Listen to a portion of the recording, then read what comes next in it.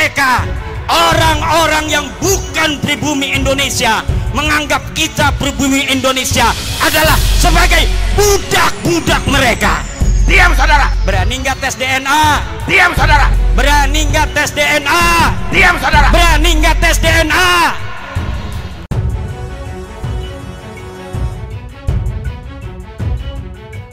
Kalau ada yang lain, jangan lagi bikin framing-framing ini nggak mau diskusi. Universitas mana yang mau menjadi tuan rumah untuk diskusi nasab saya dengan Rabita Alawiyah? Tepuk tangan. Siapkan segala sesuatu yang harus disiapkan untuk terjadinya diskusi nasab antara saya dan Rabita Alawiyah, dengan syarat tempatnya yaitu di kampus, dihadiri oleh para pakar sejarah, dihadiri oleh orang-orang pinter.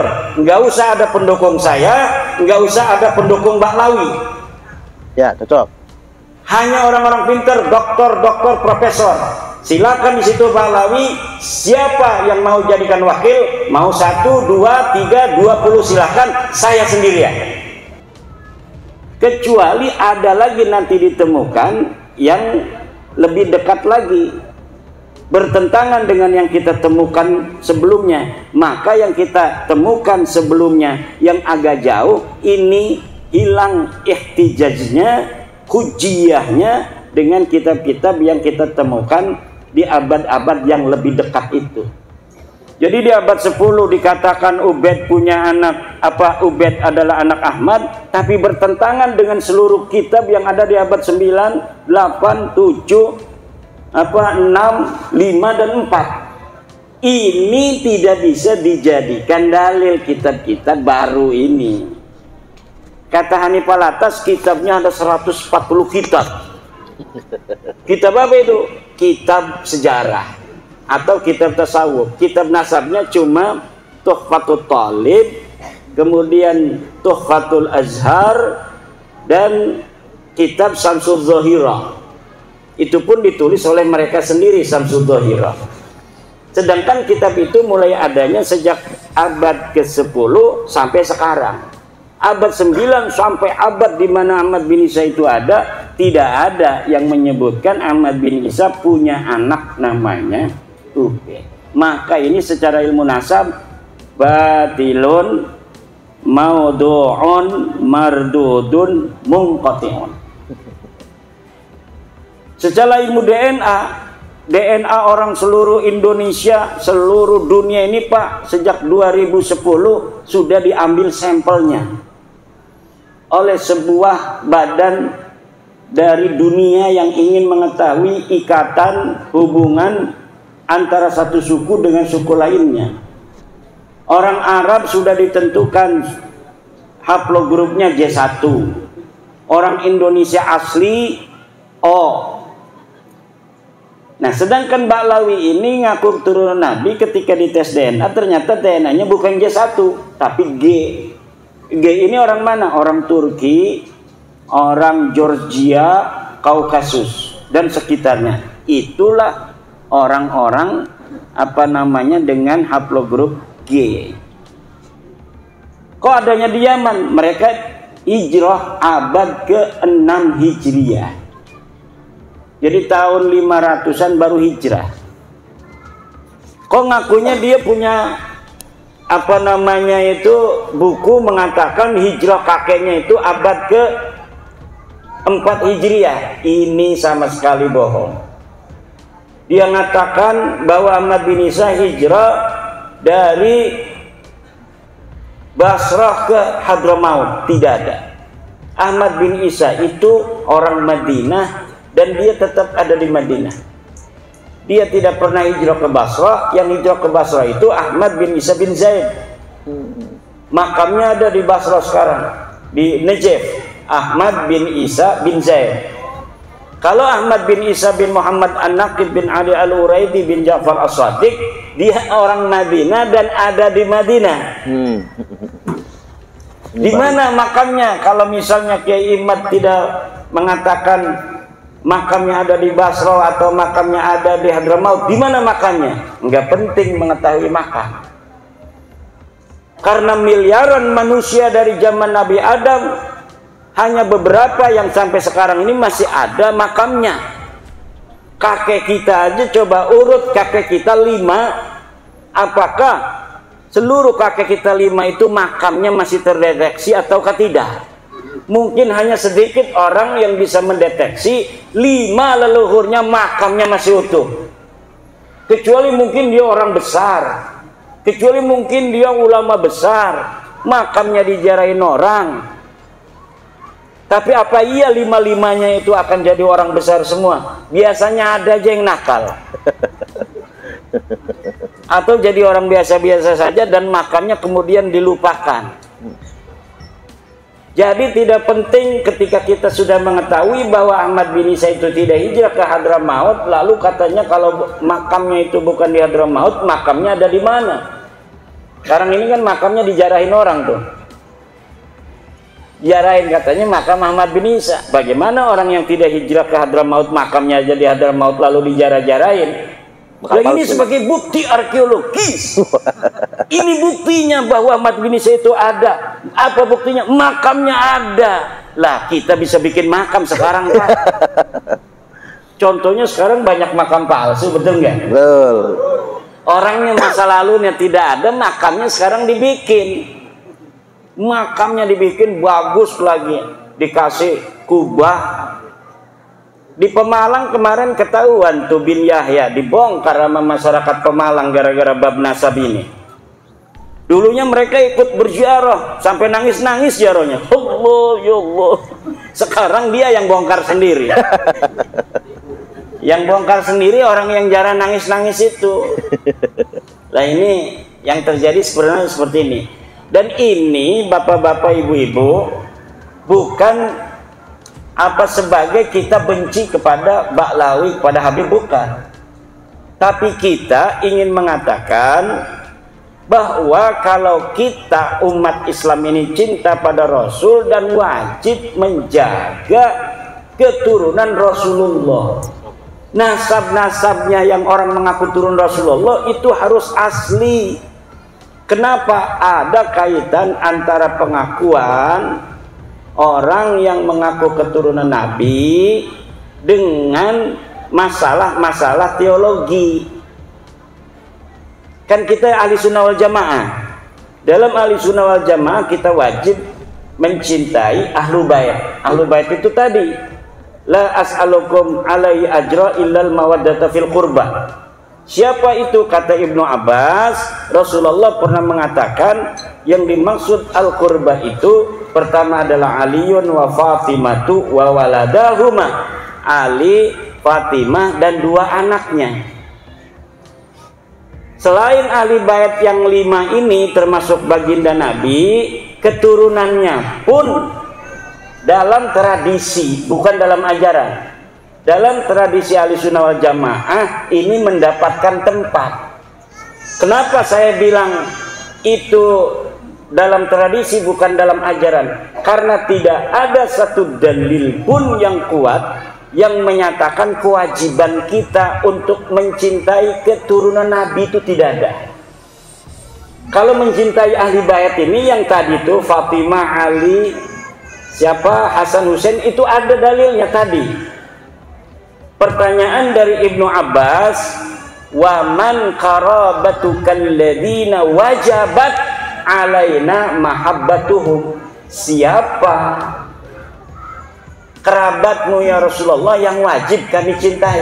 Kan wajib tuh. Itu dilalatan sorihatan, wajib mencintai mereka. Siapa? Dijawab oleh Nabi, Aliun wa Fatimatu wa waladahuma. Ali, Fatimah dan 2 anaknya.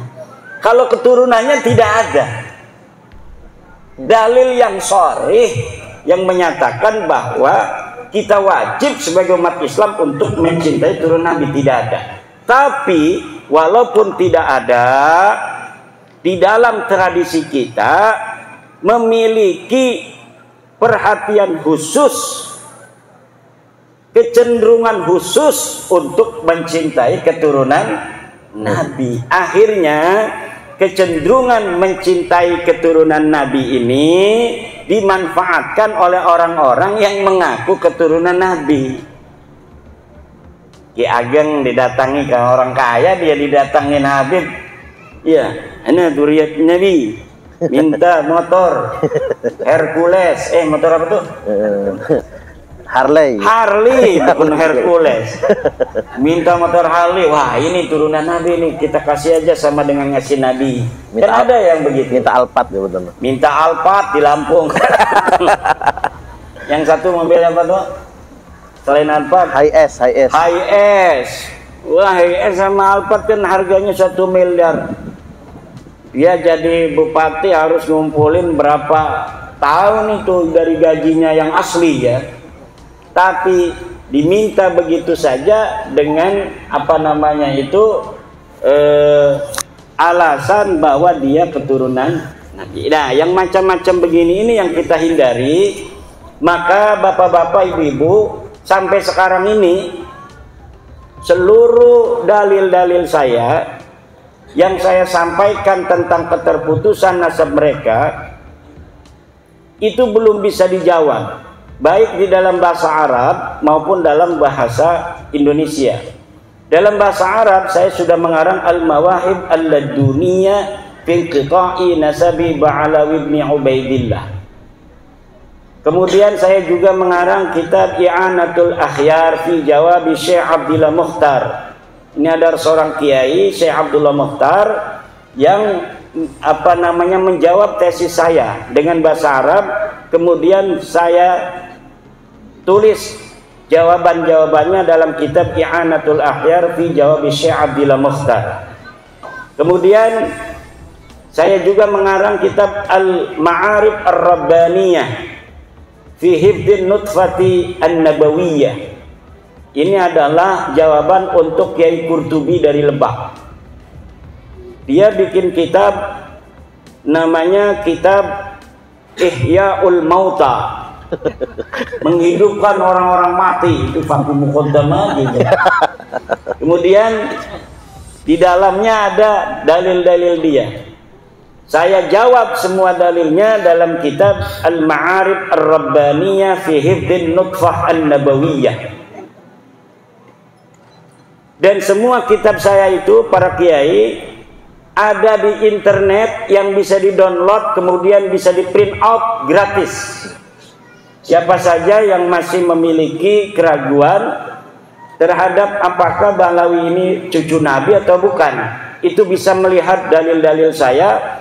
Dan apabila ada yang mau membantah, dipersilahkan untuk membuat kajian yang sama dan kemudian dituangkan di dalam sebuah kitab atau sebuah buku, baik yang berbahasa Indonesia, yang berbahasa Arab. Itu kebanyakan saya langsung menanggapinya dengan tulisan. Yang membuat tulisan saya balas dengan tulisan. Ada dari Tarim, seorang Habib dari Tarim sudah mengirim sejak awal. Dia bikin kitab, kemudian saya jawab kitabnya. Ada dari Saudi Arabia, bikin kitab bantahan, sudah saya bantah. Kemudian dia tidak bantah lagi. Ada lagi dari Malaysia, bikin kitab, kemudian saya bantah, tidak bantah lagi dia. Namanya Al-Mahdani. Yang berbahasa Indonesia, Rumel Abbas. Kalau dia ini agak logis. Karena apa? Karena dia berusaha untuk mencari kitab-kitab abad ke-5, ke-6. Dia katanya mendapatkan, setelah saya teliti, ini kitab tulisannya aja abad ke-6, tetapi ternyata ditulisnya tahun 1960 Masehi. Baru 50 tahun. Jadi kitabnya saya sebut kitab palsu. Dari mana saya tahu palsunya itu? Ya, ada metodologinya kita untuk mengetahui sebuah apa namanya manuskrip itu asli atau tidak. Kemudian apakah manuskrip itu betul-betul sesuai dengan yang diatribusikan namanya. Diatribusikan katanya ini adalah Abul Qasim An-Nafat, diatribusikan Sa'aduddin Ad-Dhifari, diatribusikan Abil Hasan Al-Allal, ternyata semuanya palsu. Dan saya sudah membuat, coba cari di internet manuskrip palsu Ba'lawi versi Rumel Abbas. Itu bisa di-download, bisa di-print out, bisa dipikirkan oleh bapak-bapak sendiri. Benar nggak itu Rumel yang mengatakan dia menemukan manuskrip, kemudian saya katakan palsu dan saya sebutkan bagaimana dalil-dalil sehingga saya bisa mengatakan manuskripnya palsu. Kitabnya baru dibikin 1960-an. Itu ada, tinggal di-download. Di-download itu Pak diambil, kemudian bisa di di print out oleh anaknya. Minta anak tuh katanya, saya pengen lihat itu. Bener enggak Rumel Abbas itu manuskripnya palsu? Coba downloadin. Nanti Bapak akan melihat bagaimana bentuk manuskripnya, bagaimana jawaban saya. Dari situ bisa menilai mana yang benar, mana yang salah. Kemarin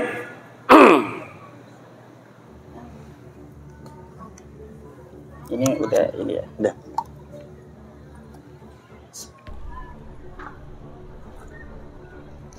Kemarin Hanif Alatas bikin buku berjumlah 500 halaman. Di dalamnya apakah itu sudah menjawab? Tidak. Kenapa? Karena ternyata di dalamnya buku Hanif Alatas sama dengan apa yang disampaikan oleh Rumel Abbas. Jadi manuskrip palsu yang didapatkan Rumel Abbas itulah yang ditaruh di dalam kitab-kitab itu. Mengenai tentang data-data yang ada di abad ke-4, ke-5, ke-6, pokoknya sebelum abad 9, ketika mereka mengatakan menemukan, ternyata bohong. Kita bisa uji kalau ketemu di satu ruangan, dalam satu meja, di situ ada profesor-profesor sejarah, dokter-dokter sejarah, kemudian kita berdiskusi, maka akan ada juri-juri itu yang akan melihat mana yang benar. Apakah klaim daripada Rumel Abbas, apakah klaim dari saya, dan saya dapat membuktikan kepalsuan dari manuskrip Rumel Abbas itu. Nah, kemudian 500 halaman itu dalamnya itu cuma hal-hal yang pernah didiskusikan bersama, tulisan-tulisan tentang saya tidak mengakui ulama-ulama besar. Ulama-ulama Ibnu Hajar sudah mengatakan bahwa silsilahnya Ba'lawi ini nyambung ke Nabi gitu, di abad ke-10 Hijriah. Nah, Ibnu Hajar itu ketika menyebutkan silsilah Ba'lawi itu dalam kitab tasawuf, kitab sanad tasawuf. Kitab sanad-sanadnya itu banyak, ada sanad hadis, sanad fikih, sanad tasawuf. Pas bab sanad tasawuf, dia menyebutkan silsilah Ba'lawi dari gurunya yang Al-Idrus. Dari dia mendapatkan dari gurunya bahwa silsilahnya begini, sampai ke ayah saya, sampai ke kakek saya, ke buyut saya, disebutkan oleh gurunya. Menyebutkan silsilah seperti silsilah di abad 9 itu, yang nyontoh dari abad 9 dari Ali As-Sakran itu. Di dalam ilmu nasab di dalam ilmu nasab, ini bukan punya saya ya, coba nyari yang baru. Di dalam ilmu nasab ada sebuah kaidah bahwa la yu'khadu hadzal ilmu ayin nasabu illa an maraji'ihi wa masadirihi. Tidak bisa diambil ilmu ini, yaitu ilmu nasab, kecuali dari sumbernya, yaitu kitab nasab. Sedangkan Ibnu Hajar itu ketika menyampaikan silsilah Ba'lawi itu bukan kitab nasab, tapi kitab tasawuf. Itu secara ringkasnya aja. Nanti kita kembangkan di dalam jawaban-jawaban pertanyaan. Terima kasih.